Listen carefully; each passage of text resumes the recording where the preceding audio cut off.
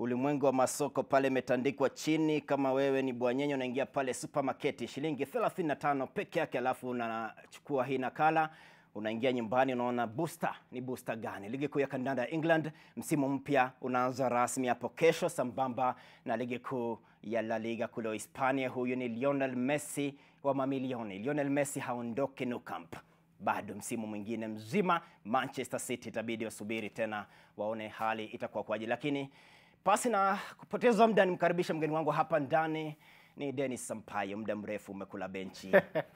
Shukran Kigogo, nimekaa nyumbani sana mpaka napoteza wawekezaji. Nawaambia waeke kichwa huku zinakunywa. Kina Bruce Kenyatta naomba msamaha. Sasa nimerejea, tutapitia nitarejea kwenye ubora wangu. Itakuwa starehe zaidi, lakini kabla nije ndani niangazie ligi kuu ya kandanda ya Kenya sambamba na ligi tofauti kule Ulaya, ikiwa ni EPL na La Liga. Msimu mpya mwaka 2020-2021 unafungua milango yake rasmi hapo kesho. Weekend hii nilikutana na Eliud Owalo, nikasema naye mawili matatu, na amekuwa akisaidia sana AFC Leopards, akasaidia watani wao, mahasimu wao Gor Mahia, akaja akasaidia timu ya mpira wa kikapu hapa nyumbani. Nikasema naye, na mwanzo tu nilimuuliza ni nini hasa kinamchochea kutoa ufadhili wa usamaria wema kiasi hiki. Tusikie. Today you find that most sportsmen are fully and exclusively involved in sports as a source of livelihood. So when the corona pandemic came into being, it affected sportsmen very negatively in the sense that they were not getting actively involved in sports, and therefore the sports entities have engaged them were also not able to make payments by way of salaries or even allowances. So they were a bit vulnerable because of loss of livelihood, a source of livelihood. And that's why I was coming in as an agent of necessity, just to give some basic subsistence support. You started with Gor Mahia, yes, please. AFC. Yes. Why both? Because I believe, first, I'm an ardent sports fan, and two, I believe that if you want to uplift the standards of soccer in this country, you cannot focus on Gor Mahia and forget about AFC Leopards. Yeah, we need to get back to the same situation we were in the 80s, where the rivalry between these two clubs, yeah, was quite intense, and the standards of soccer in the country were quite high. If you ask me, from where I sit, I don't see the value proposition in corporate entities supporting institutional football clubs like Kenya Breweries, let's say Chemelil Sugar, Momia Sugar, Postal Corporation. Because why? From a marketing perspective, if you are putting money into sports as a corporate entity, you are doing it in anticipation of some gain, yeah? Because you are doing it as a marketing strategy, okay? So it's actually corporate social investment. You are investing so that you are also able to get visibility for your product, yeah? Gor Mahia and AFC Leopards have got large support base, and the corporate entities need to tap into this support base by way of sponsorship. So it doesn't make sense to me to support non-institutional clubs, football clubs, which don't have a support base. It is a lopsided thinking. That's why I want to make a humble appeal to the corporate concerns in this country to focus more on supporting clubs like Gor Mahia and AFC Leopards, which have got a large fan base and which can also enable them get exposure to their products. So you cannot develop soccer by focusing on Gor Mahia in isolation and forgetting about Leopards, or vice versa. Yeah? Let us support both clubs so that we get back to where we were, where the standards of soccer in this country were quite high.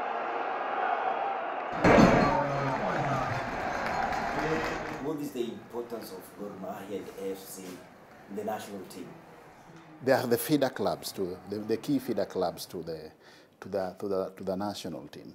Even if you look at some of the foreign players who once in a while are brought back to play for the national team, to me, some of them are not better than the local players. Yeah? It's the same thing that is happening even with the foreign imports in the local Kenya Premier League, the soccer players who are imported from other countries. Yeah? They are not better than the local players. Perhaps it is because they have been exposed to better environment, playing environment, and even better facilities than the local players. In 1987, when Gor Mahia won the Africa Cup Winners' Cup, yeah, it was a fully local players-based team, yeah, and they beat the whole of Africa. So I believe we should focus more on developing local talent as opposed to importing foreign talent into the Kenyan Premier League. Actually, importing foreign players into the Kenyan Premier League is actually negating the efforts of developing the capacity and capability of local players. Yeah. What is your take on Gor Mahia beating AFC now and then? And you're a Gor Mahia fan. It's good for me as a fan, but it is not good for Kenyan football. Yeah, we need to have some intense rivalry between the two clubs.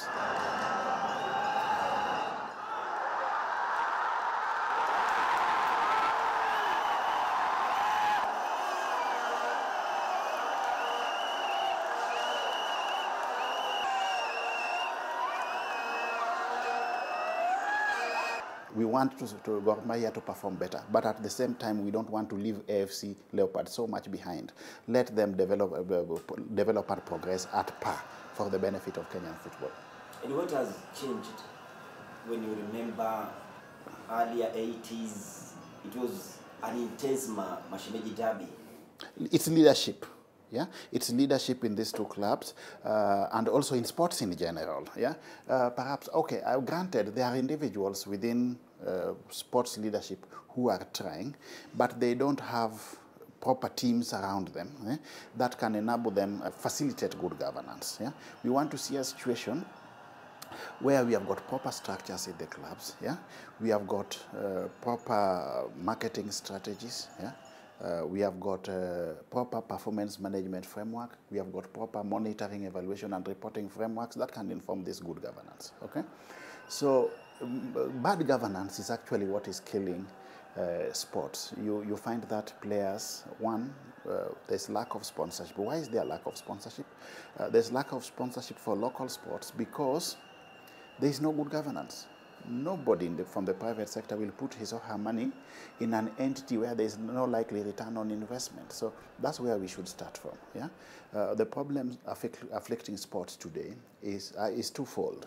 Yeah, lack of leadership and bad governance. Yeah, we need to think of how to put in place structures, policies, systems, and operational procedures that can facilitate good governance, so that players are paid in time. But even before you talk of players being paid in time, they need to be properly contracted.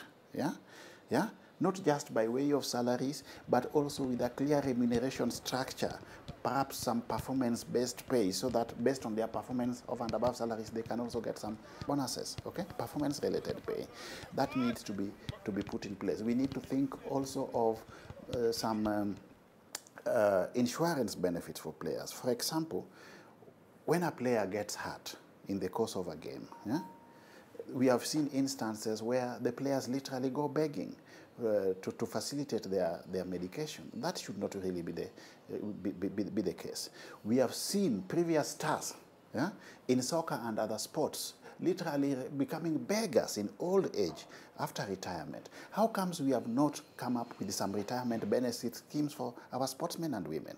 So it is lack of planning, and this lack of planning is an output of poor leadership and poor governance.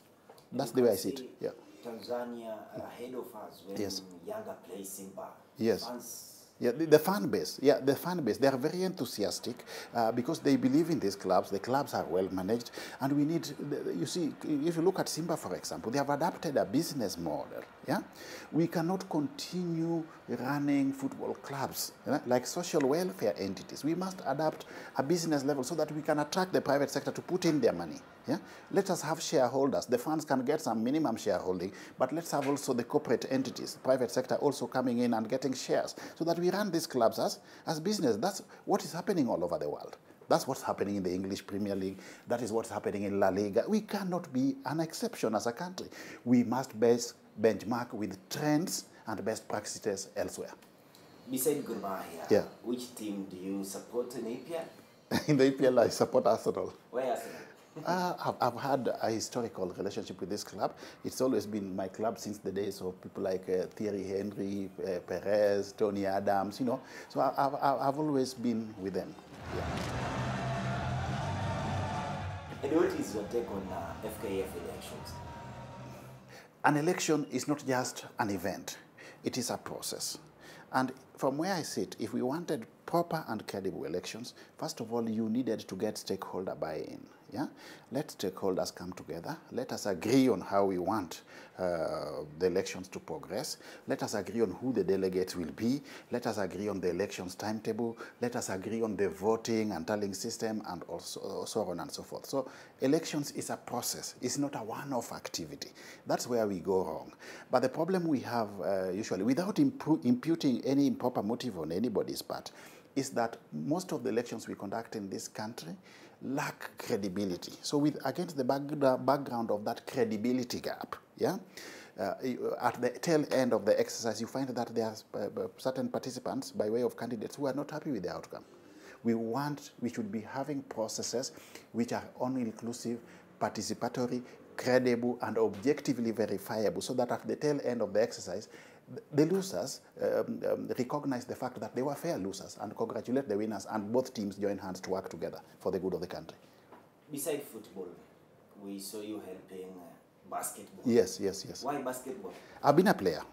I've been a basketballer in this country. First of all, I was a player for Kenyatta University Pirates, where I was also the chairman of the basketball club, okay?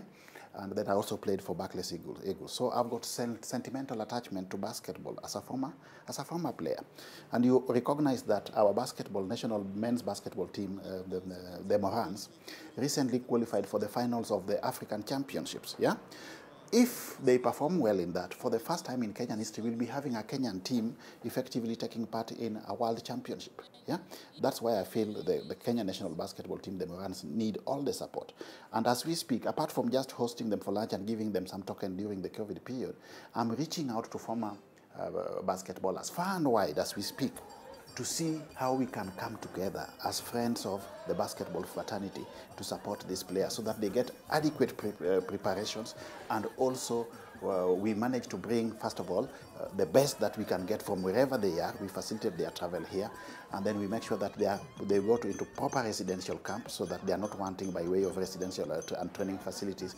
And also we ensure that based on performance, we come up with a reward mechanism for the players during the championship itself. So that is work in progress, and we are almost, in the next couple of days, you'll be hearing more from the Kenya Basketball Federation in this regard.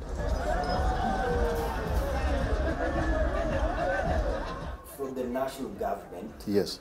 when you see the sports ministry, Yes. is not taken care of when they appoint like a minister, Yes. minister who knows sports. Yes. And what is your take on that? Well, I believe that people need to be appointed to positions based on clear understanding of the functional domains. Of course, granted, we have got individuals and institutions who have the prerogative to make these appointments, but I believe that this should be informed by competencies and capabilities of individuals. So let's step back a little bit and do some background check before we make the appointments. Will these people be able to fit based on the roles and responsibilities expected from the holder of those offices? That should really be the starting point. We must match skills and competencies with the jobs that we give people. So based on a functional analysis of what needs to be done in a given ministry, let us get the right people to hold those positions.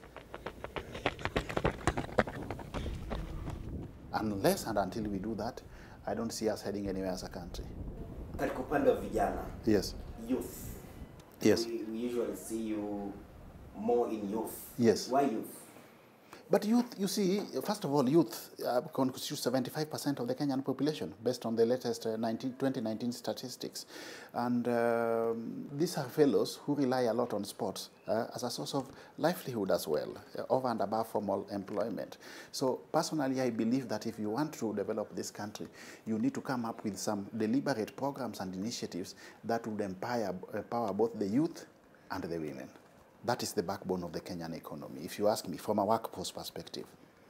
Your last words on sports in general in Kenya? Well, all is not lost. Yeah, let us get back let's get Kenyans to support sports initiatives in their individual capacities. But as I conclude, I really want to make another humble appeal to the corporate sector, the private sector, to support sports. Sports is a big industry. Yeah, we can bring big money into sports and also enable it be a source of revenue for this country. The problem we have been having is that sports is not given due attention in planning, it's not given due attention in funding. We need to change our thinking. There has to be a paradigm shift. Sports, just like agriculture or even manufacturing, can be an integral source of revenue for this country. Let us give sports the due attention that it deserves. You played basketball. Which team do you support in NBA? Chicago Bulls. Why? I've always supported Chicago Bulls, yeah. Yamekuwa ni madini hayo ameyatema mbele ya umma hapa NTV. Sasa mikeke Eliud Owalo ambaye ni mwanabiashara tena mshauri mkuu ameshauri kadhaa mambo ambayo yanafaa kushughulikiwa kwa kina katika upande wa michezo, hasa ndo mambo yaweza kwenda sambamba kabisa. Na iweka pembeni hiyo, namleta ndani mgeni wangu mfanikishe siku ya leo, Dennis Sampayo. Nataka tuingie moja kwa moja katika upande wa ligi kuu ya kandanda ya Kenya. Ni subira tu kwamba huenda mwezi ujao baada ya uchaguzi mkuu wa FKF Oktoba tarehe 17 tuingie uwanjani sasa, kwamba ligi ya msimu mpya inaanza rasmi, na ni ligi ambayo safari hii ina udhamini. Mwanzo umepokeaje kipindi hiki, umekuwa benchi? Kwanza nafurahi kwa mwaliko na kuwa benchi. Zile miezi tulikaa nyumbani kuanzia mwezi wa 3 hadi mwezi wa 6 wa 7 ndio mechi zirejee. Watu walikaa nyumbani, hamna la kufanya, unataka kutizama mpira, hakuna mpira, lakini mpira uliporejea ulirejea kwa mpigo. UEFA Champions League, EPL, mechi zote kuchezwa. Lakini ukiangalia hapa Kenya bado hazijarejea, hazijarudi, na tunatumai uchaguzi wa FKF ukishafanyika basi ligi itarejea. Na ligi inarejea nani? Ina mfadhili. Ingawa bado kuna tetesi kuwa ni kama mfadhili hajatoa pesa, ni kama pesa inakuja, lakini kuna uzuri kuwa kuna mfadhili. Kitu kingine kizuri ambacho nafurahia ligi sasa ikirejea ni kuwa ligi inarejea kwa FKF. Haibaki kwa ile kampuni ambayo tunaita KPL. Ikiwa chini ya FKF ni rahisi kumanajiwa badala ya kumanajiwa na KPL. Nisikia juzi KPL wakisema wanadai walipoteza milioni 100 wakati huu wa corona. Nashangaa hata wangepata ile milioni 100 ingekuwa inaenda wapi? Kwa kuwa kwanza title hawapeani pesa yote. Gor Mahia msimu uliopita ile milioni 4 hawakupewa, walipewa nusu. Msimu huu hawajapewa chochote. Tukienda kwa marefari, hawalipi marefari. Marefari walikuwa wanalipwa na timu ya nyumbani inalipa refari. Hawakuwa wanalipa chochote. Kwa nashangaa ile milioni 100 hata ingepatikana, ingeenda wapi? Administration cost peke yake. Kwa hiyo ni vizuri iende pale FKF, pale Kasarani, wafanyia hapo. Vile ambavyo wamekuwa wakiendesha Super League na hizo ligi zingine za chini, wacha wachukue hii pia waendeshe, itakuwa vizuri. Na pia timu ambazo zimekuwa zikilia sana, ukiangalia Gor Mahia, FC Leopards, wamepata mfadhili, wamepiga sajili sana Gor Mahia. Walipoteza wachezaji wawili wa maana. Walimpoteza Joshua Nyango ambaye kwa sasa ashamweka Pascal wa Chikiti. Amekwenda Simba kijana. Mnasema ndio ni mzee. Sisi hatutaki watoto, watunyenyeshi. Watu wamekomaa. Tunataka watu wamekomaa ambao wanacheza mpira. Wampoteza Boniface Omondi, ameelekea Wazito. Ngela Wazito wamechukua kocha, wamemchukua Mbani, wamemchukua Salim Babu. Salim Babu alikuwa analea talanta pale Western Stima. Ngela Gor Mahia wamechukua wachezaji wengi kutoka Western Stima. Kwa hivyo Salim Babu na Mbani ndio kuna uwezekano, lakini sidhani Wazito bado wataweza kushinda. Hawatateremka lakini watabaki. Na timu ambao italeta shida sasa ukiangalia msimu ujao ni Gor Mahia. Haya, Sofapaka ameenda madukani, wamemchukua Royal Kal kutoka Mathare United, wamemchukua Michael Bodo, wamechukua wachezaji kadhaa. Kwa hivyo timu ambazo zitaleta shida, bado mfadhili wao Betika amerejea. Kwa hivyo angalia zile timu ambazo zinaweza sumbua msimu ujao, kuna Gor Mahia, kuna Tusker na kuna huyu Sofapaka. Lakini ukiangalia Gor Mahia ni kama ameivamia ngome ya Western Stima na kuibomoa kabisa. Ile Western Stima ni kama tunasema ni kama academy ya Gor Mahia. Ni timu yote. Ni kama Gor Mahia ni akademia ya Simba. Kile watoka Western Stima wakienda Gor Mahia wakienda Simba. Bongo. Kwa mtu alikuwa anasema msimu ujao Simba atakuwa sawa kwa nini Gor Mahia wampiga sajili nyingi. Walipoteza wachezaji wawili watatu. Kwa timu ya kwanza walipoteza watatu pamoja na David Mapigano ambaye alienda Azam na kwa sasa ndio kipa wa kwanza Azam. Wamepoteza wachezaji watatu lakini hao wampiga sajili nyingi. Shida ambayo iko pale Western Stima, wamepoteza mfadhili. Kenya Power aliondoka kaacha timu. Unajua ukiacha timu kama hakuna mishahara, unakimbia ambapo unapata mshahara. Huu wakati wa corona tuliona kwa wakati hata serikali ilitumia wachezaji pesa. Kuna wakati ambapo Gor Mahia alikuwa anatumia wachezaji 3,000 miezi mitatu, unashindwa itamsaidia na nini? Kwa hivyo kama ni mchezaji unajua wacheza miaka kama 10, miaka 20, miaka 30, 35, huu ndio wakati wako wa kucheza. Na ukosa kuinvest, ukosa kupata pesa huo wakati, inamaanisha utaumia. Kwa hivyo mchezaji kiangalia kama Boniface Omondi, yeye kuelekea Wazito, si kwa kuwa hataki kucheza Gor Mahia. Gor Mahia wako Champions League. Pale anaonekana timu zingine zinaweza chukuliwa. Lakini pia anaangalia nyumbani kuna shida. nataka nipate ile kidogo ya kusaidia, na pia wakati wako wa kucheza utakapokuwa unaisha akuwe na kitu kidogo. Hivyo wachezaji wengi wametoka sababu ile shida ya pesa. So ni kuna zile timu ambazo zilienda chini sababu ya shida ya pesa. Kwa hivyo pesa bado ni shida. Chemelil, kuna zile timu ziliumia sababu ya pesa. Kwa hivyo pesa ikuje iko sawa, basi utakuwa vizuri. Ndio Gor Mahia wameenda sokoni wanunua wachezaji wengi. Lakini uzuri wa Gor Mahia, kuna ile scout wao, ule ambaye anatafuta wachezaji, ule jamaa anampatia mkono, anastahili heko. Anunui majina, yeye si kama Simba ngoja aone ndani mzuri. Ni analeta kifaa alafu anakijenga kiwapo ndani. Analeta majina, ujue ametoa wapi. Boniface Omondi, Western Stima. Kenneth Muguna, at least alikuwa ameona amecheza msimu mmoja akakuwa mchezaji wa mzuri. Akienda pale Tanzania akamchukua David Mapigano, hakuna ambaye alimjua. Amekuja amecheza Gor Mahia, kwa sasa anacheza timu ya taifa ya Tanzania. Anaenda anachukua wachezaji ambao hajulikani kwa sana. Hata wale wote amechukua kutoka nje, kutoka Cameroon, kuna kutoka Malawi, ni majina ambao hajulikani. Kijana mdogo amemtoa pale Western Stima, bado yuko Kisumu Boys. Omala bado yuko shule, corona imemtatiza. Angemaliza mwaka ujao aingie KPL vizuri. Sasa hapa kwa mashemeji wao, waoni sana, manake pia mashemeji wao wamekuwa kipanga timu yao taratibu, chini kwa chini, wakiwa chini ya kocha mkuu Modo. Na ukiangalia katika msimu ambao umetamatika, walionyesha dhahiri kwamba wanafanya kitu. Dan Shikanda yuko nyuma ya FC 100%. Dan Shikanda anafanya kazi ya ziada pale FC Leopards. Alipoingia yeye alijua shida ambayo iko ni kutengeneza timu. Kuna wale watu wengi ambao walikuwa wanataka kuondoka wakati. Kuna Isuza ambaye aliondoka, kocha wao Kasambungo aliondoka. Kuna wale watu waliondoka, kacha wale mtaka kuondoka, ondokeni, abaki atengeneze timu. Akamchukua Modo. Nampa kongole, namheshimu sana. Amecheza national team, amekuja hapa anafanya kazi ya ziada. Akachukua wale wachezaji wadogo ambao wako nao, wale wako pale wako tayari kucheza, akatengeneza timu. Na ukiangalia ile mashemeji derby ya kwanza ambao walipigwa 4-1 na Steve Pollak akiwa Gor Mahia, walipigwa 4-1. Ukiangalia ya pili, Gor Mahia hawangepiga hata pass 5 complete. Waliwalemea kabisa, kisha 1-0. Kwa hivyo anisha msimu ujao coach Modo na wachezaji anaendelea kutengeneza wachezaji polepole, na uzuri ni kuwa kwa sasa anamfadhili.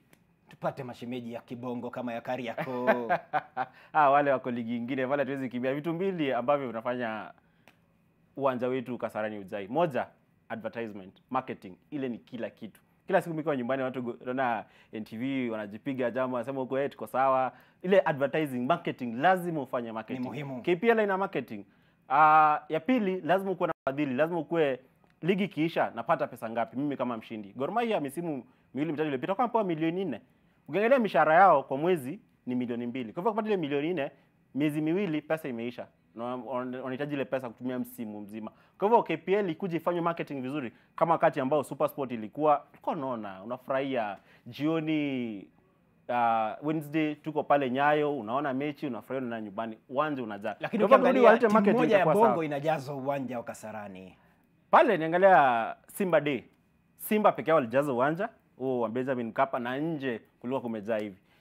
Wiki moja iliyopita Yanga nao wakaleta yao, wakajaza uwanja tena, wengine wakabaki nje. Hiyo inakuonyesha nini? Watu 1120 walijaza uwanja, na kuna wale mbili walibaki nje. Kuna wale wengi bado walitaka kuingia, wangeingia, wanapenda timu. Hata kuna wale vile ambavyo wanaongea. Alafu kuna huyu Haji ambaye ndiye msemaji wa Simba, anapiga wale Yanga, anawapiga vijembe, anasema ni leo nikikuuliza nani ndio msemaji wa Gor Mahia? Nani msemaji wa FC Leopards? Gor Mahia hata wana Instagram page. Kwa sasa unaangalia, unajua unaenda na ile generation, watu wanakimbilia hadi Instagram, Twitter.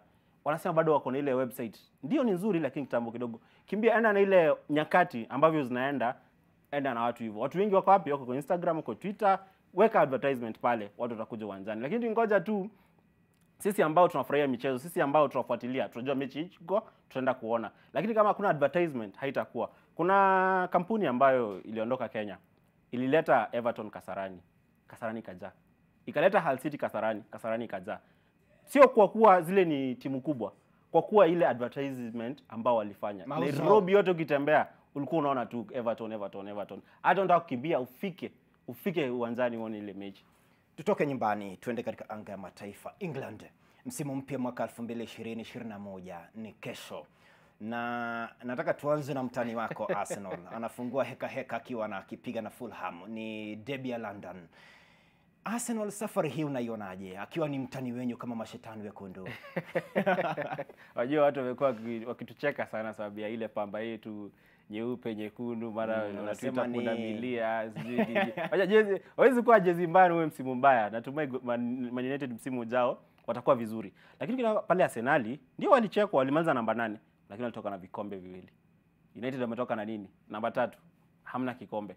Na ukiangalia pia kocha ambaye yuko Arsenal bado ana timu ndogo. Mikel Arteta amecheza Arsenal, amecheza Everton, amecheza EPL. Kwa hivyo anaelewa timu. Amekuwa chini ya ukufunzi wa Guardiola. Kwa hivyo anaelewa timu vizuri. Ameenda akaleta wachezaji kidogo, akapiga sajili akaweka pale na kamrai yule Aubameyang asiondoke, abaki captain akue pale, asiende, wanamtegemea kwa sababu anapiga mabao. Kwa hivyo hiyo timu Arsenal na Man U si kwa sana, sidhani watapanda sana. Kwa hivyo hata msimu ujao sioni hata wakifika namba 4, labda namba 5 6. Timu ambayo nitaizungumzia sana kwa EPL ni Chelsea. Wampiga sajili 6.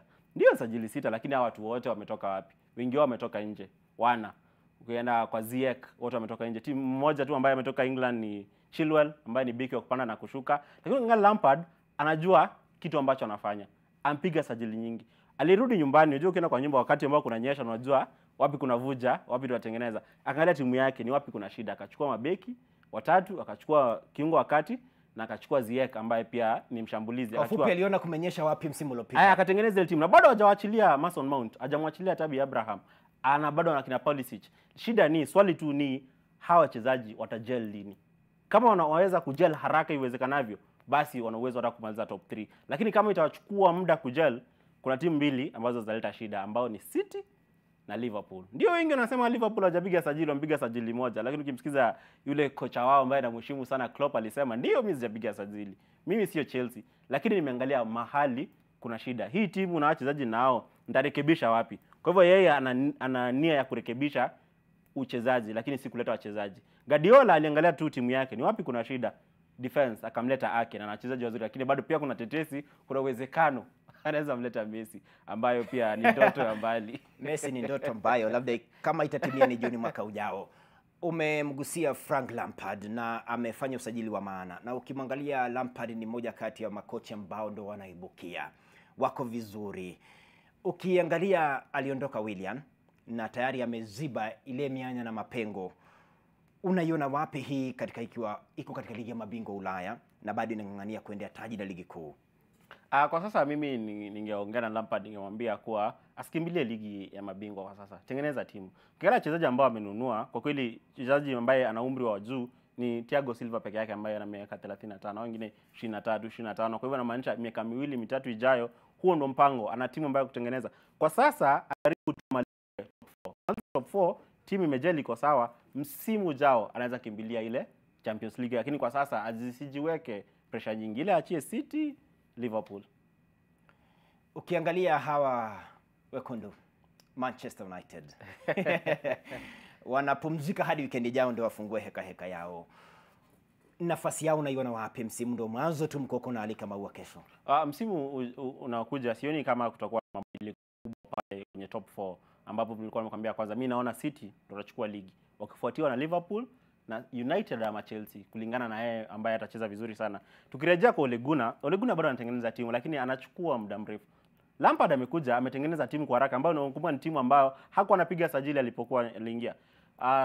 Arteta amekuja ampiga sajili na amechukua vikombe viwili. Lakini pia ukimwangalia kocha United ambaye ni Ole Gunnar anachukua muda kutengeneza timu yake. Alipoingia United alimwachilia Lukaku, akamwachilia Sanchez, akamwachilia Young, aliachilia wachezaji wengi. Watu wakateta, mbona anachilia wachezaji wazuri na haununui wachezaji? Wametesa kule katika yeye akaingia madukani. Hao wachezaji United wako wanacheza vizuri, zilikuwa sajili za Mourinho. Alikaenda madukani akamchukua Aaron Wan-Bissaka, akamchukua Daniel James, amemchukua Bruno, amemchukua Van Beek, amechukua wale wachezaji ambao wana hakika watacheza kwa system yake. Na ukiangalia kwa hakika hawa wachezaji wote amenunua isipokuwa Daniel James ambaye amesuasua, hao wengine wote wameperform. Kwa hivyo aende madukani amchukue Sancho, atafute beki mmoja hapo katikati kwa sababu bado United hapo nyuma wako sawa, atafute beki iko sawa. Kingo cha kati wako sawa, ametafuta wachezaji hapo katikati ambao wanabaka na wanakaba na kuna wale wengine wanacheza pale mbele wako vizuri. Tuangalie Liverpool ndio tuiachane kabisa na ligi kuu ya England.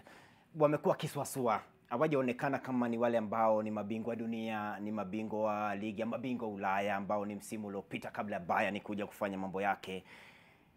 Na wanafungua heka yao dhidi ya Leeds United. Amepanda juu akaja katika ligi kuu Leeds. Unaionaje? Mechi ya kwanza kwa timu yoyote ni kupatana na timu ambayo imetoka chini. Hii timu izui. Kwa sababu zile timu ambazo ziko kwenye ligi umecheza nazo mara mbili msimu uliopita. Lakini timu hii ambayo inatoka chini hauelewi. Na ukiangalia Leeds wamekaa chini sana, miaka mingi sana. Kwa hivyo wanakuja ni timu mpya, ni timu ambayo inacheza vizuri. Ndio ataenda angalie video zao, aone vile wanacheza, angalie mshambulizi yupi mzuri. Lakini wale wanatoka chini wapanda juu tunasema they have nothing to lose. Wao wanataka tu wabaki kwenye ligi. Liverpool wanataka wachukue kombe. Na wameenda tu wamenunua tu mchezaji mmoja, sio kama timu nyingine. Kwa hivyo hii mechi watu wengi wanaweza angalia waone ni mechi rahisi kwa Liverpool, lakini ni mechi ngumu sana kwa Liverpool. Jurgen Klopp anasema kwa vyovyote hao mashabiki unaoona katika kiwambo cha runinga lazima watafanya ile sherehe nzito katika mitaa ya Liverpool kwa vyovyote, corona iwe isiwe. Kuna wakati watasherehekea kombe. Acha tungoje kama atachukua kikombe tena, kwa sababu imemchukua miaka kama 4 kutengeneza timu ambayo imechukua EPL. Kwa hivyo inaweza mchukua muda, kwa sababu hawa wachezaji ndio wamecheza misimu 3-4 pamoja. Wengi wao washasomwa, washajua wanacheza aje. Hawa wachezaji wamecheza pamoja, wengi wao labda washaanza kuchoka. Msimu ambao umepita Sadio Mane na Mo Salah hawakucheza vile walivyocheza ule msimu mwingine. Kwa hivyo inaonyesha bado hako sawa. Angeingia madukani atafute vijana wadogo ambao wanaweza ingiana na vijana. Na bado kuna tetesi anaweza mpoteza Wijnaldum ambaye ni mchezaji mzuri. Barcelona wamemtaka sana. Akienda ndio hii msimu unaanza, wakati wa kupiga sajili unaisha, atafanyaje? Kwa hivyo Liverpool wako sawa, watajitahidi, lakini ligi hawapati. Ligi Man City. Kwa ufupi unasema City safari hii anaiendea kwa uchi baada ya kulikosa. City anaendea ligi kabisa. Alikosa, ameenda amechukua tu ule mchezaji mmoja, anajua shida ni hapo, ni Ake, amemnua Ake, anataka abebe hii. Lakini kwa Guardiola kwa sana sio ligi ambayo mara kadhaa, anataka ile Champions League. Ile linamkwepa kila msimu. Kwa hivyo anataka msimu ajaribu kabisa uchukue. Kwa hivyo akichukua, atakuwa amechukua ligi zote, alitoka amechukua vikombe vyote at his disposal. Nataka tuachane na England kabisa, tuende katika La Liga. Lionel Messi amekuwa ndio gumzo kila mahali, mitaa yote dunia nzima. Ni mchezaji bora, amedumu kwa kipindi kirefu yeye na Ronaldo. Lakini ukimwangalia ilikuwa kama tetesi tu kwamba sasa haipo tena, kwamba haondoke no camp. Unajua Messi hata ukiangalia ni mara ngapi amesema ana retire kutoka national team. Mara kadhaa anasema mimi narudi tena. Anaenda tena anaongeleshwa kidogo, anarejea, anaenda anarudi. Yeye peke yake kwa sasa ni kama ndio ile ambayo tunaita face ya La Liga.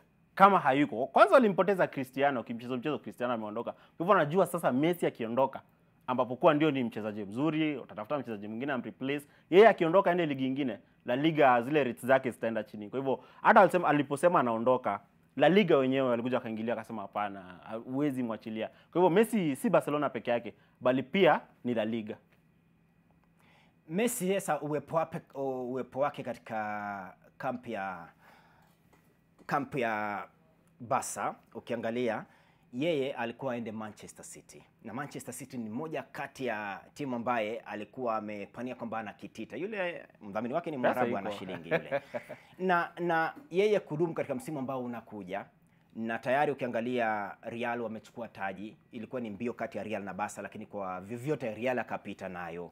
Safari hii unaiona wapi? Itakwenda Barcelona, itakwenda Real Madrid, itakwenda Sevilla, itakwenda wapi?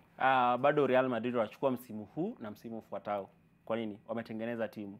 Barcelona wachezaji wao wengi miaka 33, 32 wamezeeka, miaka yao imeenda sana. Kwa hivyo ukiangalia pale Real Madrid wana uwezo wa kuchukua msimu huu na msimu ujao. Ndio Man City wasema angemnunua, wana hela, wana pesa, lakini vigumu sana Barcelona kumwachia. Messi ana usemi mkubwa sana. Ana usemi mkubwa pale Barcelona kuliko kocha, kuliko Maria president, ana usemi kuliko wale watu wote. Kwa hivyo kile ambacho anasema, kile anataka kinafanyika.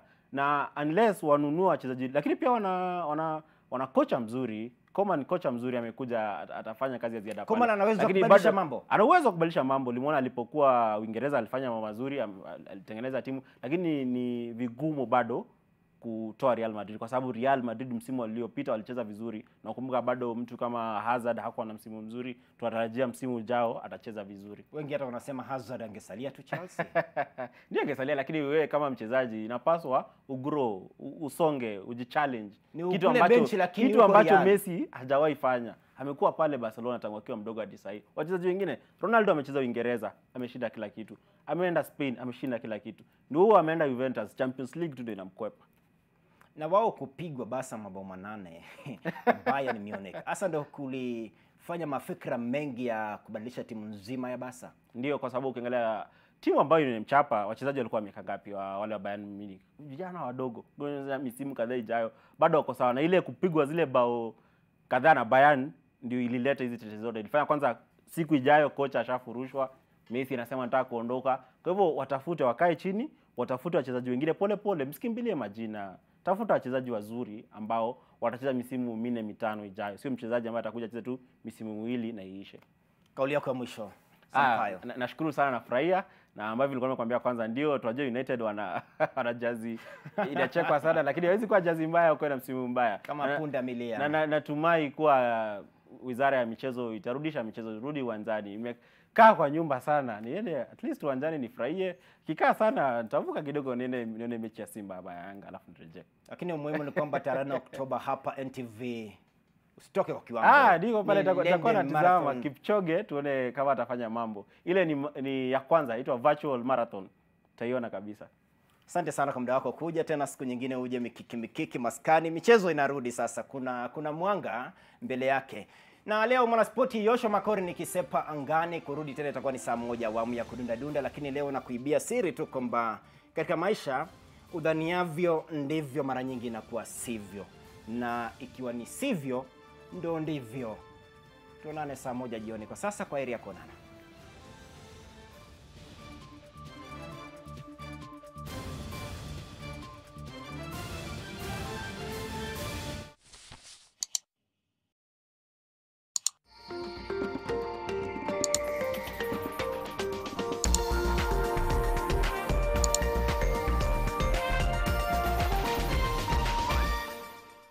When the world changed, it made us go back to the simple joys and love the little things even more, like serving up your best, eating together, and sharing more. Now, we'll take nothing for granted and always remember to taste the simple joys.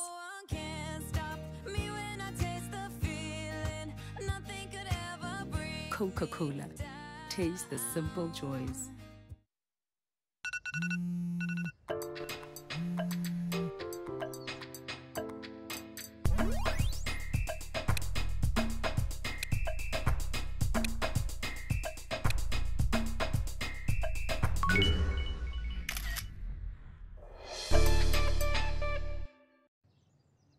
They told me everybody's 15 minutes in a different time zone. This week on The Trend, I like you, girl, in particular. South Africa's finest rapper, Nasty C. It's 7 digits on receipts now. The money coming like a breeze now. The ever-blazing Sage. Living in the sky, don't care what they say. The sensational Kim Life. All these and many more, only on The Trend. Why you tripping? You confuse me for another girl. Oh. Did you know there's a laundry bar soap that can help save you time, water, and money? You save by not having to use multiple products. And you only rinse once. For a laundry soap that can help save you time, water, and money, try Whitewash Extra. Brand power, helping you buy better.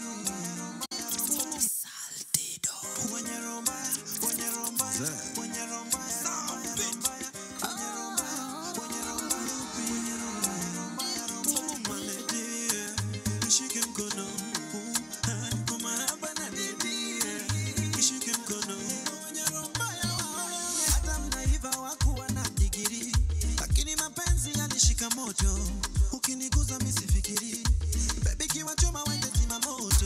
Wacha wapate kinyongo. Wakichoka tupatane moro. Wamechinda wakileta zogo. Wanapiga domo kila soko.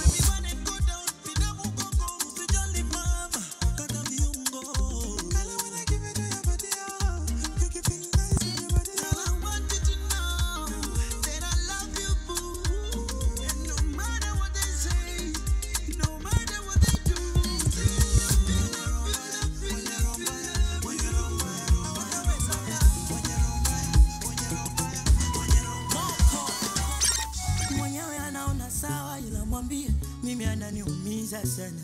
Ni zaidi ya kupagawa sponi ugonjwa. Na nishamaliza dawa.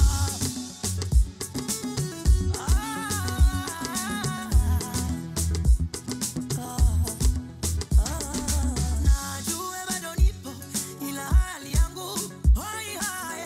Sina mabadiliko. Machozi mafuriko. Fundi wa jiko langu kayaacha mawe. Toka alivyoniacha